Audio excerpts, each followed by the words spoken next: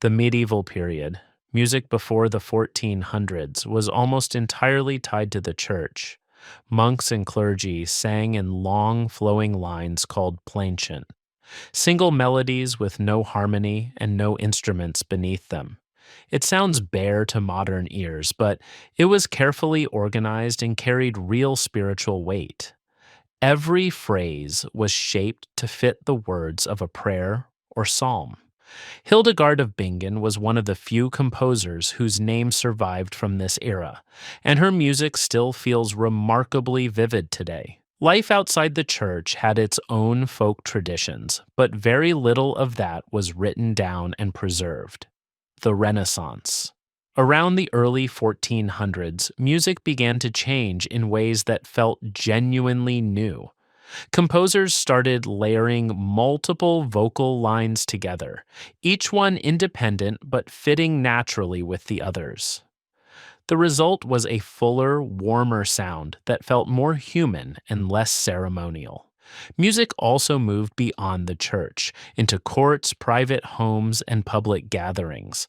The madrigal became one of the most popular forms, written for small vocal groups and often about love, loss, or the natural world. Josquin des Prez and his contemporaries began treating composition as a craft with real expressive possibilities.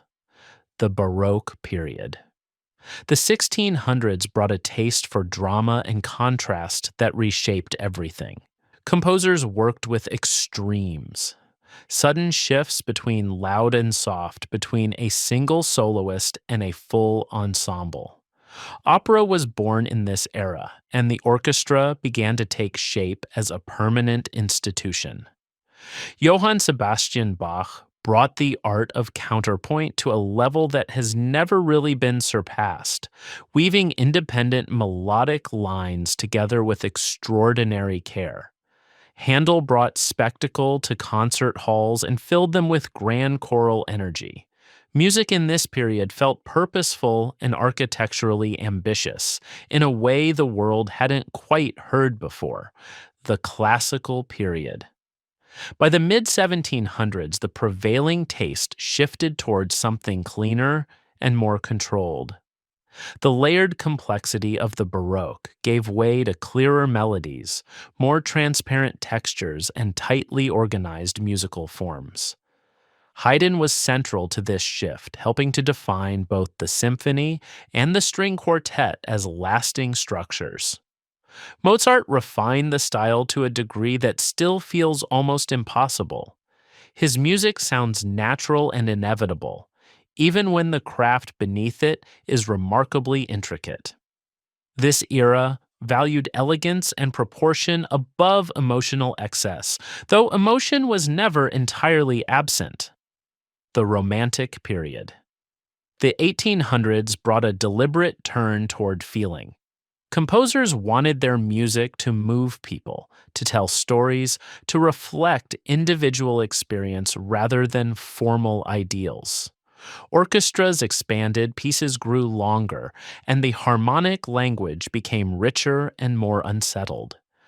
Beethoven was the hinge. He worked within classical forms but stretched them until they became something else entirely. Schubert, Brahms, and Tchaikovsky each followed their own deeply personal paths.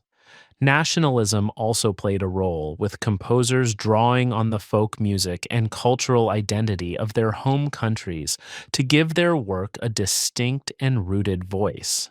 The Late Romantic period. Toward the end of the 19th century, some composers pushed the Romantic impulse well past its earlier boundaries. Wagner built operas of enormous scale structured around recurring musical themes that carried meaning the way words do. Mahler wrote symphonies that seemed to contain entire worlds, spanning grief, wonder, memory, and collapse within a single work. The harmonies grew increasingly complex, sometimes barely holding together under the weight of what was being expressed. It was music at the outer edge of a system that had been in place for centuries, and the tension of that position is something you can hear in every bar. the modern period. In the early 20th century, that system finally gave way. Stravinsky's Rite of Spring landed on Parisian audiences in 1913 like something from another world. Its jagged rhythms and unresolved dissonance provoked an infamous riot at its premiere. Schoenberg took a different path, abandoning the logic of traditional keys altogether and developing a method that treated all 12 notes as equals. Neither approach was easy for audiences to accept at first. But the rupture was real, and the music written in its wake reflected a world that had itself become harder to read and harder to trust. The Neoclassical period. Running alongside the more radical experiments of modernism was a quieter but equally deliberate response to it.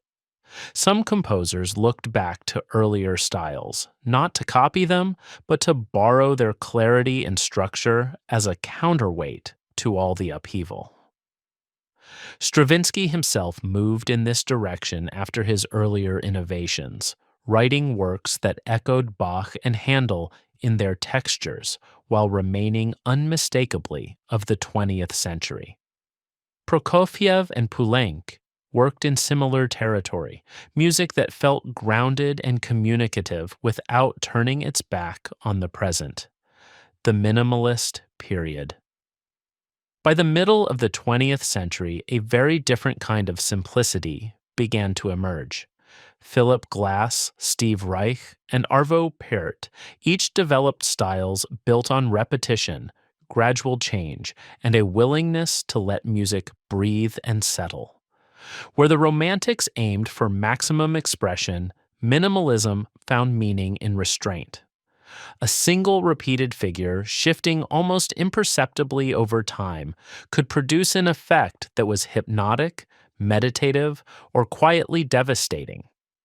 The style reached well beyond concert halls, shaping film scores, ambient recordings, and popular music in ways that are still felt today. The Contemporary period.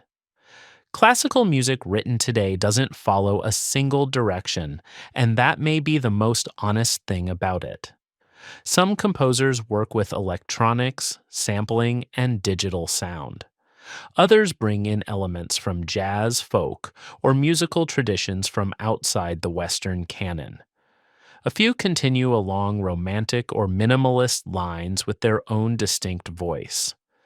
The old boundaries have loosened considerably, and the question of what counts as classical music has become genuinely open.